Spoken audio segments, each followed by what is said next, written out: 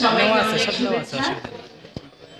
সবচেয়ে বেশি শুভেচ্ছা, কৃতজ্ঞতা এবং শ্রদ্ধা জানাচ্ছি আমাদের সম্মানিত ভোটারদের, যারা আমাদেরকে ভোট দিয়ে নির্বাচিত করেছেন। তাদের প্রতি কিন্তু আমার অনেক অনেক শ্রদ্ধা, ভালোবাসা। আর শুভেচ্ছা জানাচ্ছি আমাদের নির্বাচিত প্যানেলের সবাইকে, সব সদস্যদেরকে, এবং যারা এই নির্বাচনের সাথে জড়িত ছিলেন, পরিচালক সমিতি, প্রযোজক সমিতি, সবাই সম্মিলিতভাবে আমরা একটি সুষ্ঠু নির্বাচন করেছি। আপনাদের সহযোগিতা ছিল আমাদের সাথে, সেই কারণে আজকে আমরা এখানে।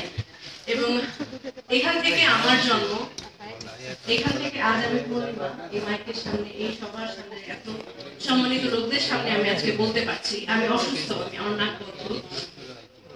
আপনারা ছিলেন দেখে, আপনারা সবসময় আমাদের পেছনে ছিলেন দেখে আমরা এখানে এই জায়গাটাতে আছি। আপনারা না থাকলে আমরা এখানে থাকতে পারতাম না।